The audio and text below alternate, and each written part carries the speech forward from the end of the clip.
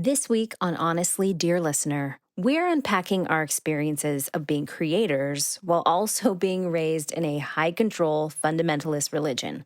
In our case, charismatic, Pentecostal, evangelical Christianity. What it was like growing up, and how, even though we've deconstructed our faith, fundamentalism continues to show up in our lives and affect how we create. I'm Emily Hatch. And I'm Carrie Schaefer, and this is Honestly, Dear Listener. Honestly, dear listener. Woo! Well, hi, how are you doing? You know what? I'm doing great. And you know, one of the reasons why I'm doing so great is that you are literally sitting right there. And it's so great. It's so nice having you here. And it's so great that I can make you eggs. And I just love that. The eggs were delicious and you're amazing. And I'm so happy to Oh. be here in the Ville of Nash. Emily, I have been thinking so much about our last episode and how you like threw out a little crumb with the whole demon possession thing, and then you didn't tell the story, and then you were like, "Remind me to tell that story next week." So this is me reminding you to tell the demon possession story. Okay. Wow. Have I never told you this? I think maybe you have a long time ago, but it was probably so scary that I blocked it out. I don't want demon possession to be a real thing. I'm just gonna tell you that I have a bias. I hope it's not, but to be honest, well, first of all, let's just discredit my story immediately by saying I was 12 when this happened at our church, and I I really was, like, into all the heebie-jeebie shit, and we were so heebie-jeebie. And to give context really quickly, how did we grow up? Okay, so we were evangelical, charismatic, fundamentalist Christians.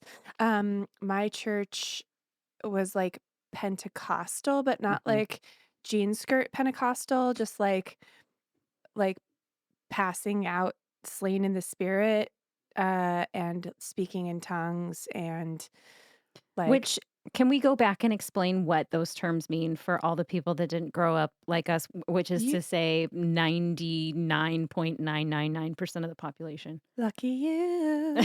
Right? You won the jackpot. You tell. Evangelical, what does that mean? Okay. Evangelical means that you are going out and proselytizing, which is a fancy word that means telling everyone that there's a solid chance that they are going to hell when they die. And so you have to tell everyone that so that you can have them come over to Christianity so that you can spend eternity in heaven with God. Okay, so that's what evangelical means, is telling everyone about it. So as a small child, you have a responsibility to save everyone you know from hell. Okay, Yes. evangelical. Okay. Um, charismatic. Charismatic, it means that you are really cool and down with the speaking in tongues, which is a kind of a magical spiritual language where you literally say whatever comes to your brain as a nonsense word, and that is somehow a language that you have with God. So that's and also with charismatic evangelical Christianity, there's also slain in this. So there's speaking in tongues, which is what I just explained, and then there's slain in the spirit, which is that you, I guess, are so overcome by the spirit of God that you fall down on the ground. And at least in my church, I don't know about your church, but Hmm? in my church, when this happened and you were a girl with a skirt on, we had modesty cloths because, the spirit is just chaotic and could result in you flashing your bloomers to everyone in church. So you had these modesty cloths that they'd drape over you so that you didn't show your little pink parts. Slits or your hoo-ha. Now look, Yes. I almost feel like this entire episode should be about this because but I'm not saying it has to be, But there's so much to unpack here. For Oh, people yeah. who don't know at all what we're talking about, I would also like to go into a little more detail about what both of these things, speaking in tongues. Okay. So a lot of you probably know Kevin James Thornton, who is like one of our favorite social media comedians and just like artists in general. But the Shamala Hamala thing that he talks about is Yes. his experience with speaking in tongues, which was not very much at his church. Ours was like, or mine especially. So my church, my dad was the pastor, and it was like a sister church of Carrie's church. Mhm. So we believe the same things, but I think that our church went a little crazier with everything, hence the demon story. Uh, so speaking in tongues had to be interpreted if it was spoken. Okay, so you could just pray. This is what we believed about speaking in tongues. You could just pray your Shamala Hamlas, um, and God would use his words like, through that. So you were basically praying the will of God by not knowing what you were saying, and he could, interpolate and interpret, like, fill in the gaps. But there were also times during worship where someone could stand up and loudly shamala hamala for everyone, but it was only of God if there was someone to interpret it. Right. So there was this really weird unspoken pressure that if someone were to, I just like calling it Shamala Hamala because I love Kevin It's your James Thornton and shorthand for it sound speaking in tongues. um, so there's a lot of pressure. If someone's did that, that someone else would have to interpret it or that person was out of line. Right. Or a false prophet. Yep. So there was always someone that's like, I think the Lord's telling me what that was, and then they would give a word. Yes. So so that is insane just by itself. Then slain in the spirit. Let's unpack what that literally is called. Slain, Death. like killed by the spirit of God. Murdered. Murdered by God. hmm So I was slain in the spirit many times. And I always wondered if everyone else felt like it was just a weird, like I felt really warm and then I'd like lay down for a while, an appropriate amount of time to recover from being slain in the spirit. Also, arranged at these charismatic churches were catchers Oh, yeah. because of Catchers. how many people, right? But then there were a couple, I know, like occasionally fairly creepy people that you didn't want to be a catcher for you. So we'd just not be slain in the spirit if that person was, or like you're worried they wouldn't catch you. So Funny how this, that works out. the Like spirit when you do have catchers that you want, somehow God's presence falls more. kills you harder. Yeah. Right. Huh. Yep. Okay, so I have been slain in the spirit as well, usually happening on Wednesday or Thursday night at church camp in the summers. So we'd go for a week. We'd get in our van and we'd drive like 4 hours into the mountains to this youth camp. And there was just it was just known either Wednesday or Thursday night, there'd be a slain in the spirit night. And that's when the spirit was really going to fall hard. And we'd all be crying and snotting because we've been so bad, and now we've had this total change of heart, and we've had this mountaintop experience. I'm doing using air quotes because we're literally on a mountain, but also figuratively on a mountain. It's just so whenever we had these slain in the spirit nights, the person who was like the speaker would go around and like lay hands on people. But I swear, Emily, this happened so many freaking times. They would lay a hand on me and then they would actually push Pushed. me. They would push me over. And so I Yeah. would fall because I was being pushed. Yeah. Yeah. Because I remember being like, or like seeing seeing people that were kind of new to the church, like No, no, I'm gonna resist it. I'm gonna resist it. You can't Yes, push and me over. we're like, "You're resisting the Spirit of God," but really you're just resisting that really spitty pastor, from pushing you down. I also love that it's, like, Wednesday and Thursday because everybody knows that the Holy Spirit was working at Camp Idrahaji Monday, Tuesday, you know? Like, by the way, Camp Oh, Idrahaji is a real Bible camp that Idrahaji it sounded like I always assumed it was some Native American totally. something, but it stands for I'd rather have Jesus. Yeah. So, the Holy Spirit was working Monday, Tuesdays at Idrahaji and then would come to Camp Wonderview Wednesday, Thursday with the heavy palmed preacher. Yes, absolutely. And every single time they would come and talk to us, they were always like, "You are gonna do amazing things for Jesus. Like, you're gonna do things that I can't, as an adult, do.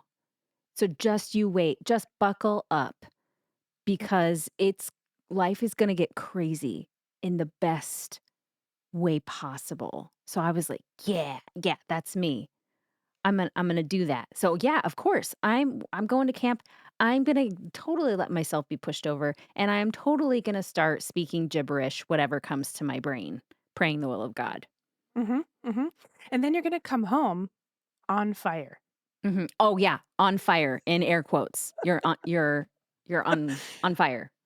Because you've just been through a week of conditioning Hmm. and falling down and crying and realizing how bad you are and how you're the only people that have hope to save the world.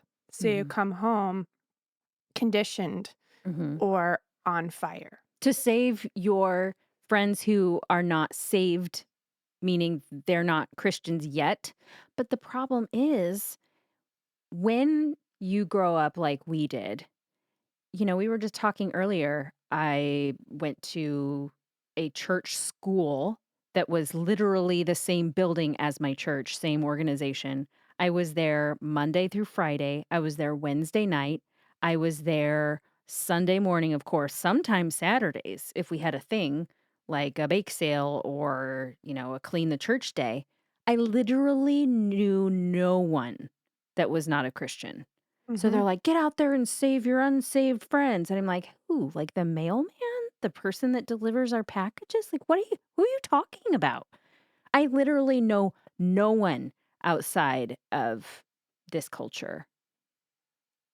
Yeah, which made it really hard when we actually went to public school Mhm. because then the pressure was really on. Yeah. Um, and my poor elementary school friends were just, I led Bible studies.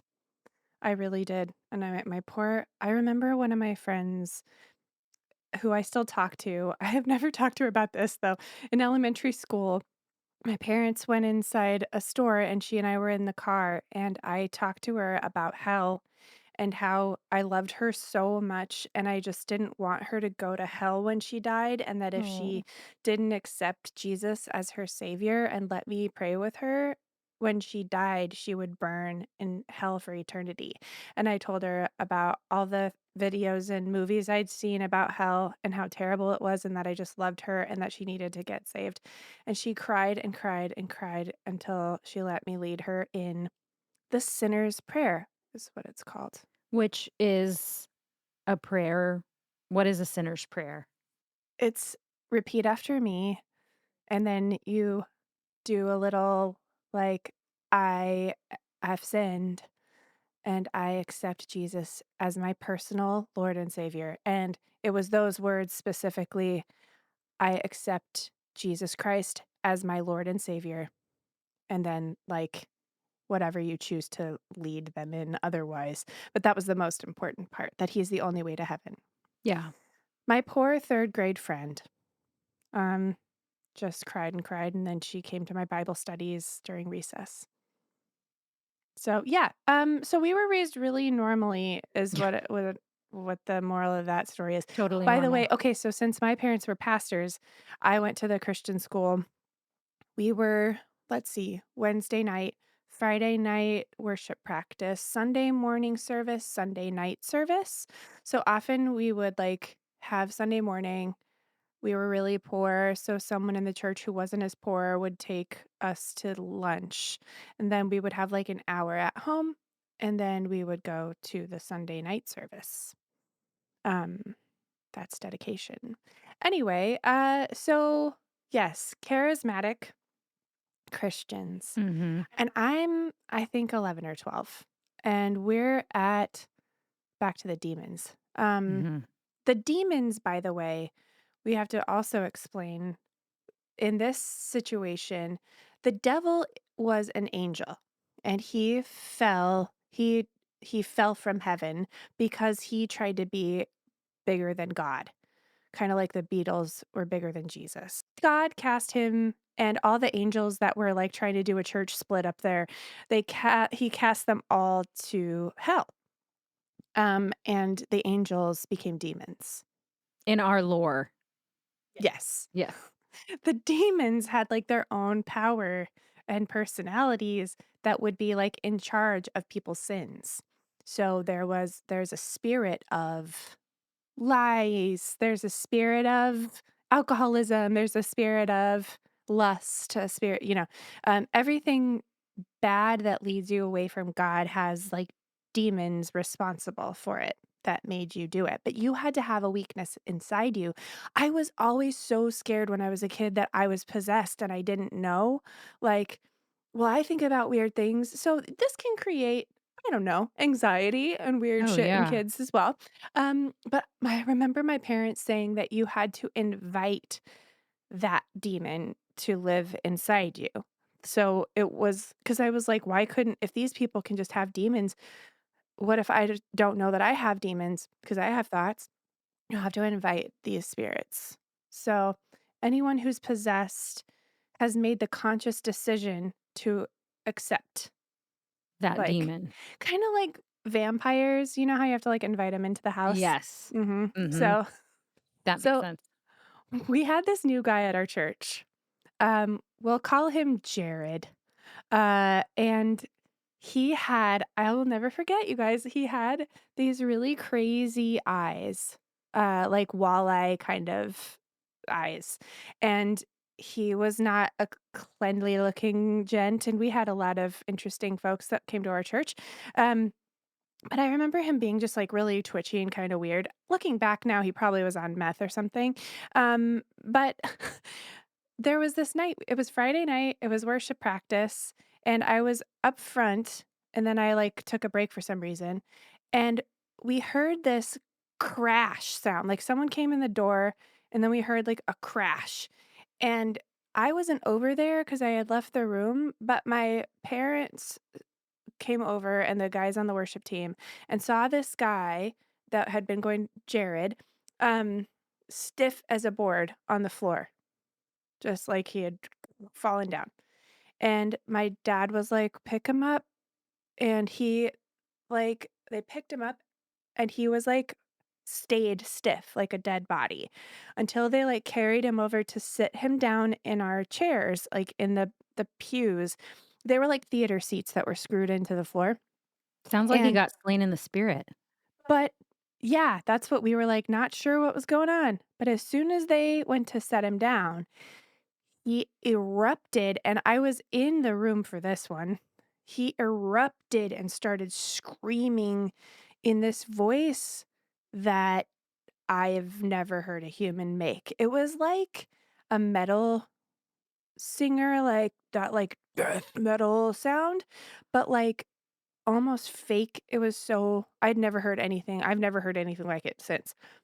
And they ended up like he got all, like, crazy and was thrashing, and he kicked one of the parts of the chair that was, like, screwed into the floor, and this guy was not a big dude.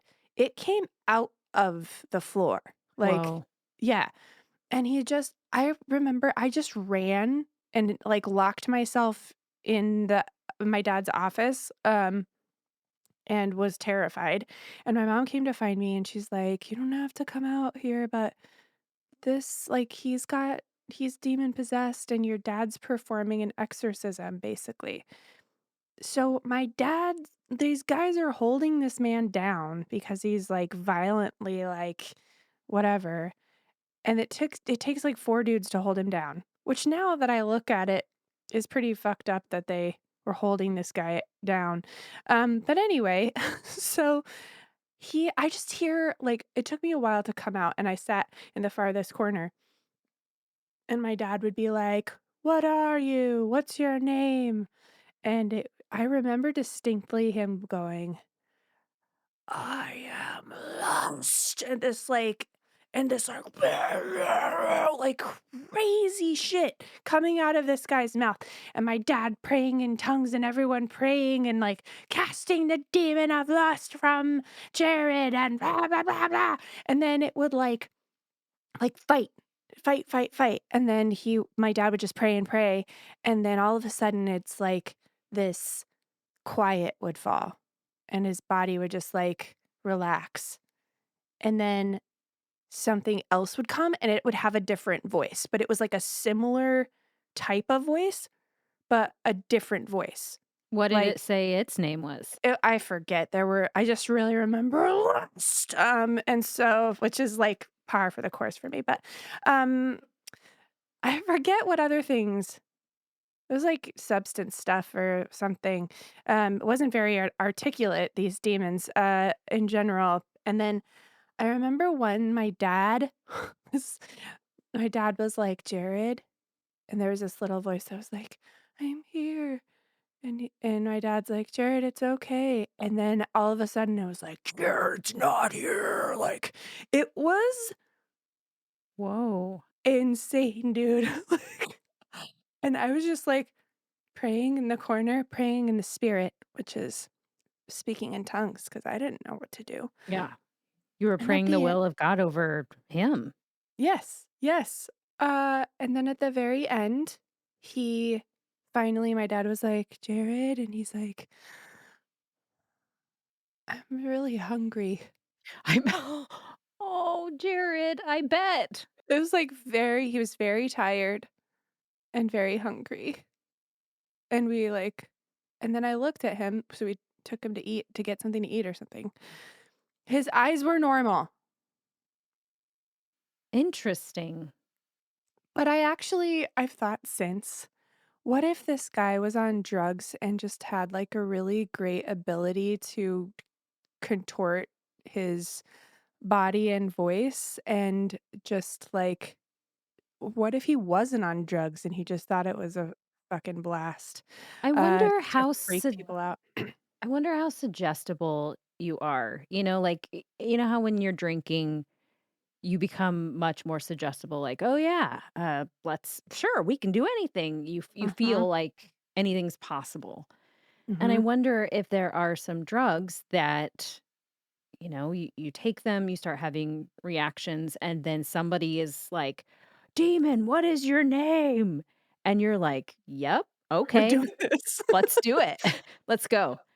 I mean, I mean, he started screaming before my dad, because my dad had never, like, performed an exorcism before. So, my dad wasn't like, "Alright, it's exorcism time. I know a demon when I see one," kind of like, did it scare it's your just dad? I think so, but dad was just, like, rolled up his sleeves and just, like, got in there wrestling this demon. Uh, that is weird. Like, but I will tell you, there's a part of me that's like, I don't really doubt that it was some kind of spiritual something, like, Right. but at the same time, I think it'd be hilarious if it was just that guy fucking with us because he wanted to eat. Um, I mean, there's also, I've listened to a couple of accounts of brain surgeons and, how the brain, if something is going on, let's say there's an aneurysm or, there's a massive bleed or whatever it is, like it can cause major issues and mm, cause some really, really unpredictable, erratic behavior. And I wonder how many things, well, I mean, there's stories of, oh, it's you have this illness because somebody in your family was cursed and now you are having the same curse. And then we find out via science later on that it's like, well, it had nothing to do with being cursed or demons. It had everything to do with genetics or exactly. or, something, a cancer or a tumor or whatever that's pressing on this part of your brain or creating this kind of illness. So I wonder, like, because I don't want demons to be a thing. I don't want, because so much of how I grew up has proven to be so unhealthy and so unhelpful that Hmm. I don't want this to be a thing that is real. I don't want it to be real. Yeah. I mean, I think this is an interesting topic, right? Because on one hand, it's like it probably was something very explainable, like drugs. But I will say, I was also 12, like I said, and very in this weird heebie-jeebie place. Yes. So I could remember things much differently, and if I went back now, it would be like, "Oh, that was just a guy, like, on meth, and he was super strong because that's a thing."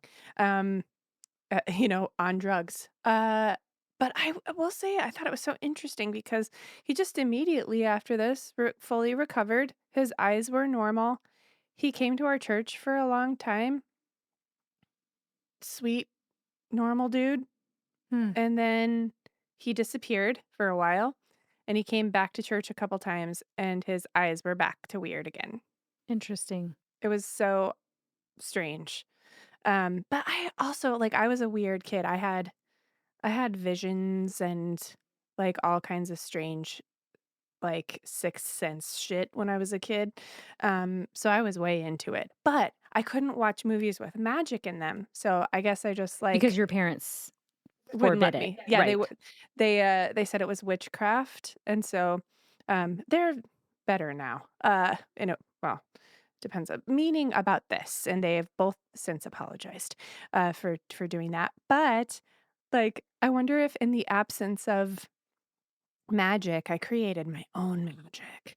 And I do think that, like, just last week, I was journaling and was like, I can make magic out of anything, And I'm like, I really think that that could have been some of my weird heebie jeebie stuff. I just dove in because that was all that was available to me. So maybe, I don't know, the demon Yeah. possession. It's interesting because it's, even though I'm not a fundamentalist anymore, and I don't really know where exactly I sit with the whole religion thing, nor do I really feel the need to define it at this moment, which is really freeing actually.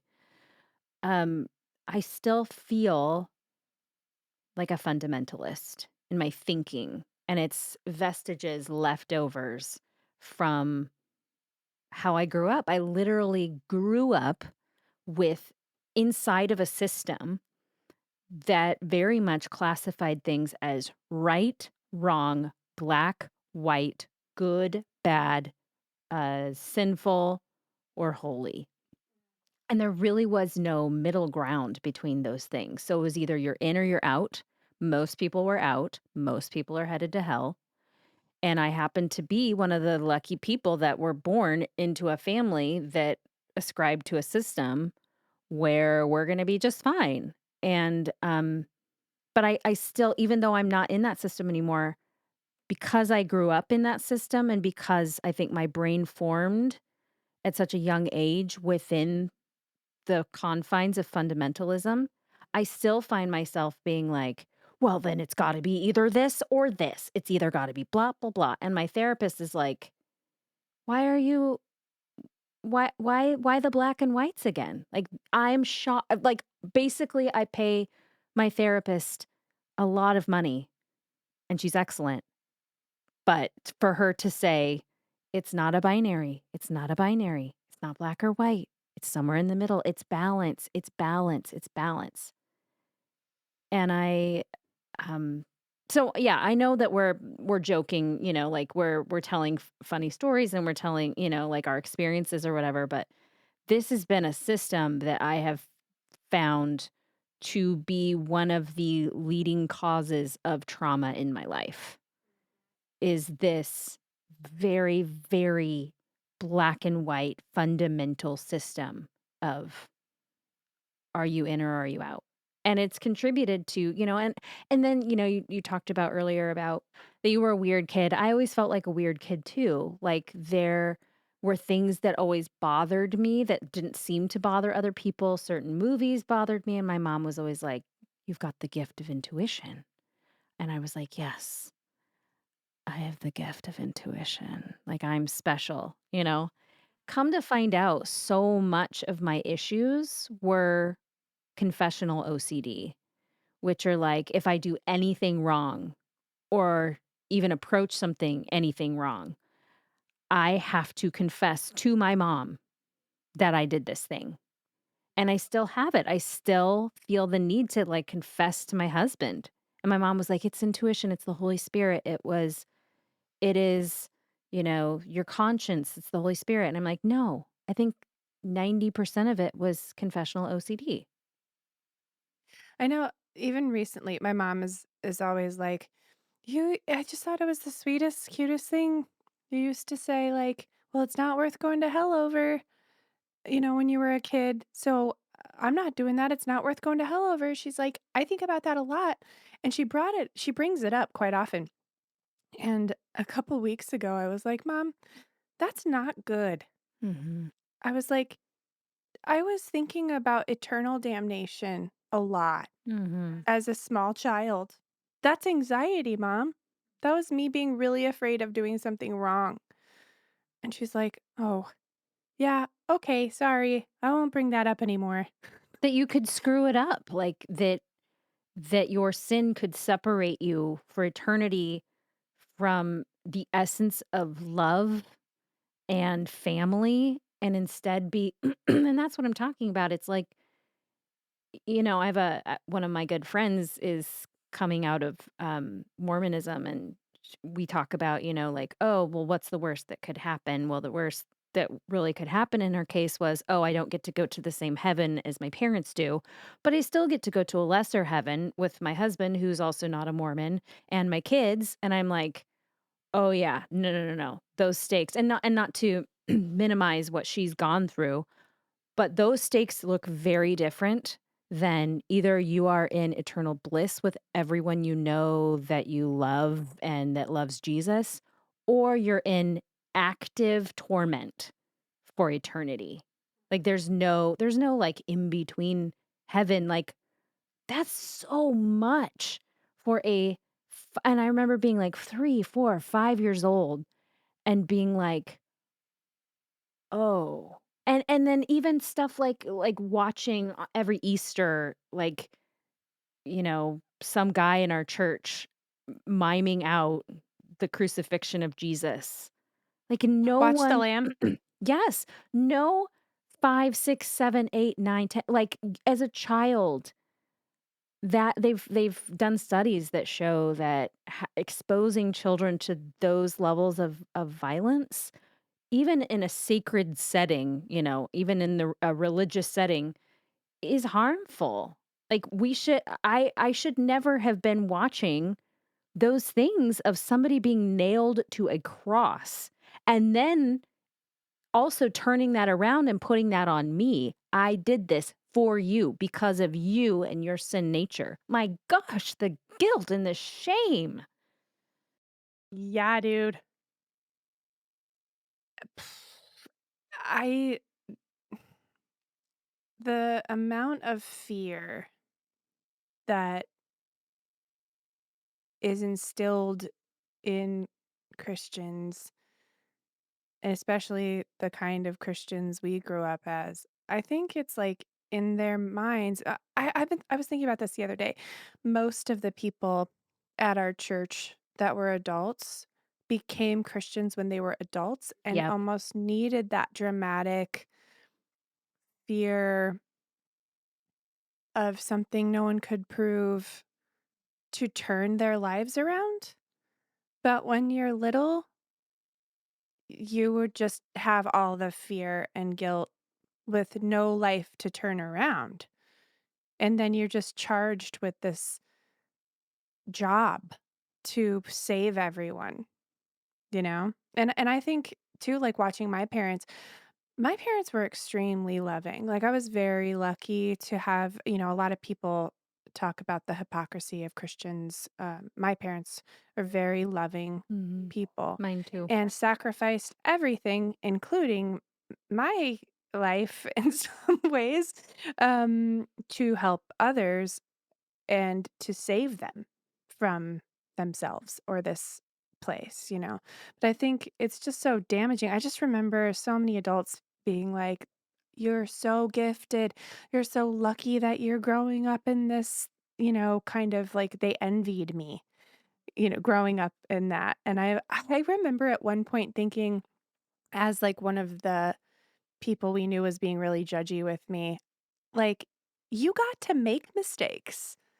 You got to do you got to have a drug problem that you came back from. I was just thinking about having sex with my boyfriend and the world's ending, you know? Like, you guys got to do stuff that you wanted to stop doing. I just haven't gotten to do anything, Yeah. you know? And I remember thinking that at, like, 16 or 17 and being like, "Okay, Mike, slow your roll." Like, you know? Yeah. Anyway, yeah, and then it polarizes to me. I think it makes it very clear how much mercy I have for others. Mhm. I wasn't there. I think I was judgy in many respects, but that's all I really knew was that polarized view. But for the most part, I cared a lot about other people and thought that my judgment was saving them. But my judgment of myself is so harsh that it's hard to do anything. It's like crippling. And I think that's part of this that I'm learning within my creativity and like allowing myself to learn something. Like, I want to get better at something. It's hard to not like I was raised to be perfect Yeah. and have to be.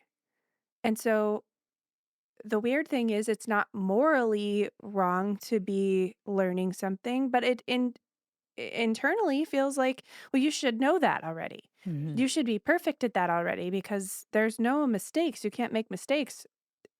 It's not worth going to hell over. I think that like gets beaten into our brain. So if we're not good at something, then it's bad. We're bad, Right.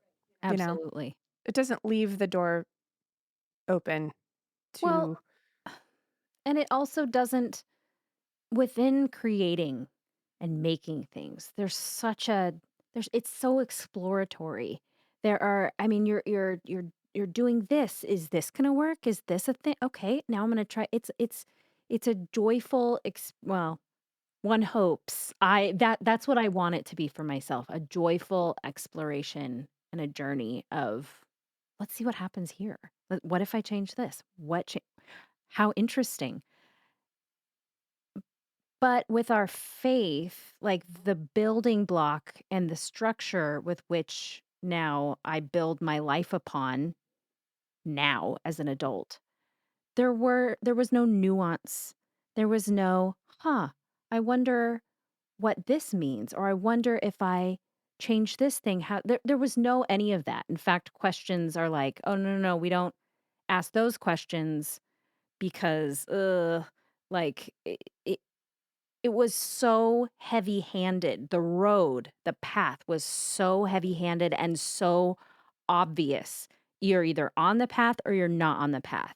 So now to look at myself as a creator and making things, I find that I'm still in that place of like, am I doing the right thing? Am I making the right thing? Am I am I on the path or am I off the path? Because if I'm off the path, then I need to get right with myself and get on the path instead of being like, there's nothing wrong. There's nothing right either, but there's certainly nothing wrong. It all just is, and you get to go on that journey. There was never a space where it was like not a wrong or a right. Everything was labeled within our system. yep. So now it feels really naked to be like, but what is this? Is this a good character or a bad character? Is this a good attempt or a bad attempt? Like, no, it's none of those things. It just is. Feels naked and scary.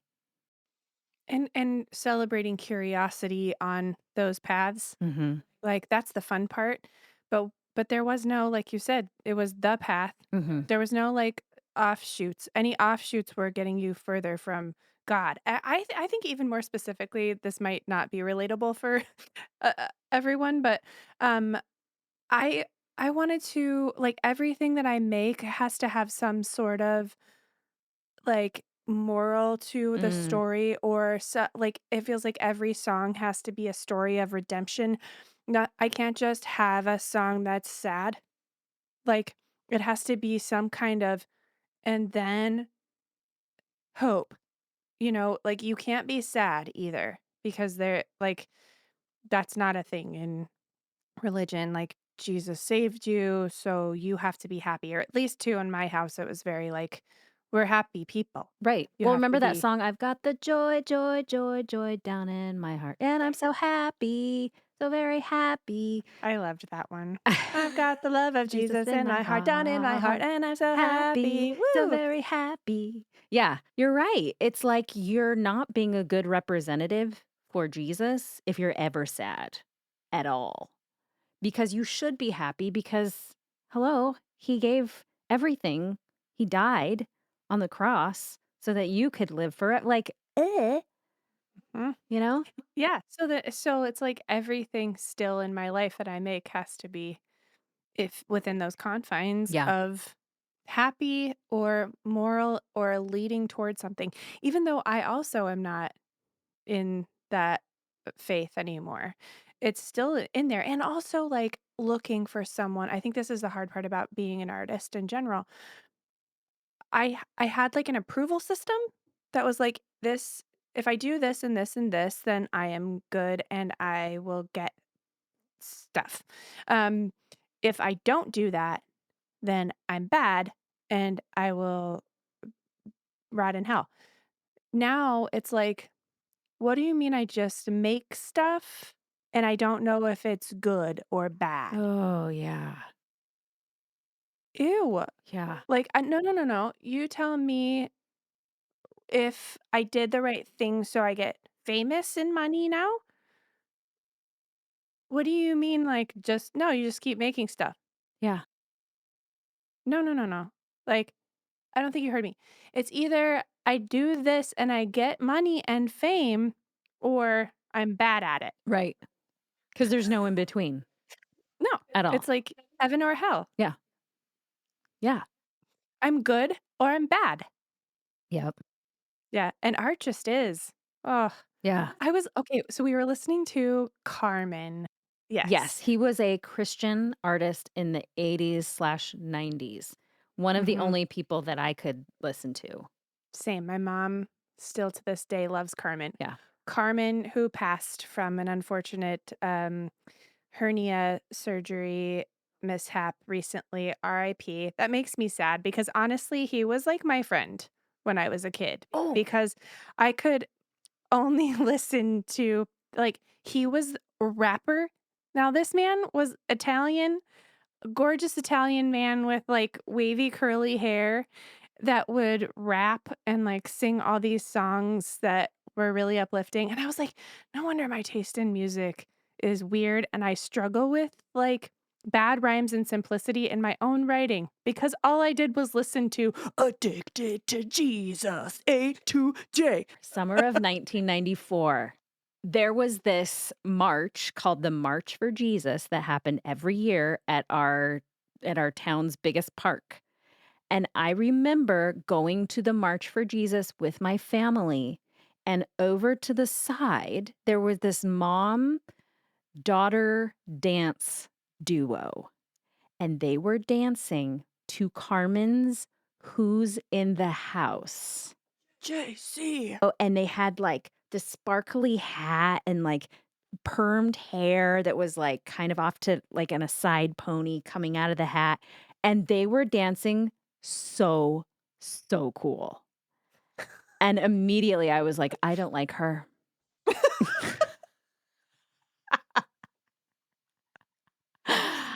I didn't like her. And yet I was riveted to my spot.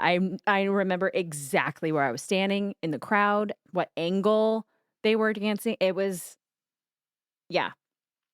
So come to find out, Fast forward 2 years later. So on the way to camp before 6th grade, this girl showed up and was like, "Hey guys, I'm Emily." And then she's all singing in the church van on the way to camp, and I got really jealous, and so I pinched her really hard, and she was like, "What the?" And I was like, "Ugh, don't." This Emily was the same Emily that was dancing with her mom to Carmen's Who's in the House in the park at the March for Jesus in 1994. And that was so Carmen I was gonna say Carmen brought us together, but Carmen did not bring us together. Carmen made me remember that you were her dancing with your mom. My mom hand bead sequined hat. And we both had matching perms and baggy clothes because that's what rappers did. Um, and we also performed that dance for my second grade talent show, Oh, by the man. way.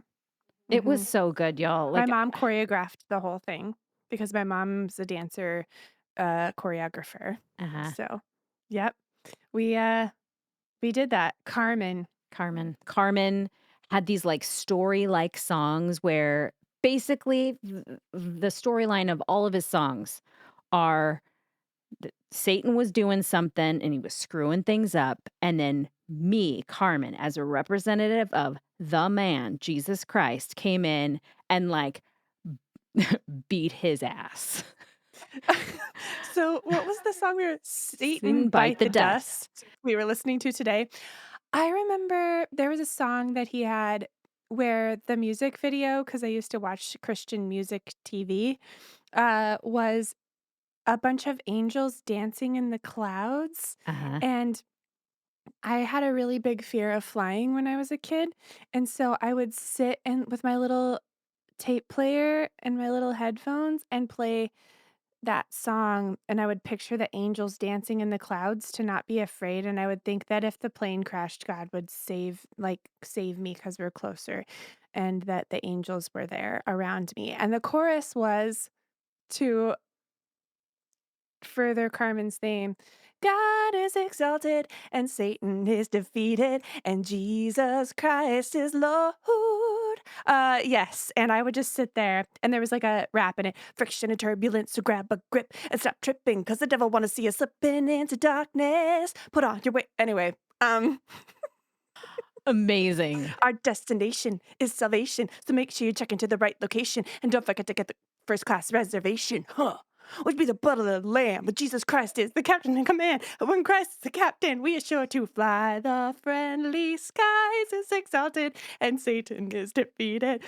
Oh, Anyway, so man. I think that had a big effect on my artistry. This is bringing Carmen, back so many memories. every shitty song I ever wrote was inspired by Carmen. There you go, Carmen. You had a total legacy on these two.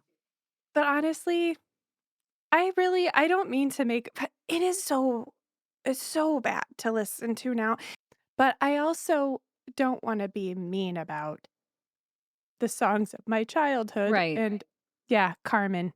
You guys, if you're not religious, I hope you enjoyed some just, like, backstage bullshit of all this because I it's gotta be fascinating to someone who hasn't and for those of you who did grow up this way, we love you, and Yes. And I'm you're not sorry. alone because for a long time I felt like, wow, I am such a blasphemer. And because I have all these questions now and something is not adding up, but I don't know what it is.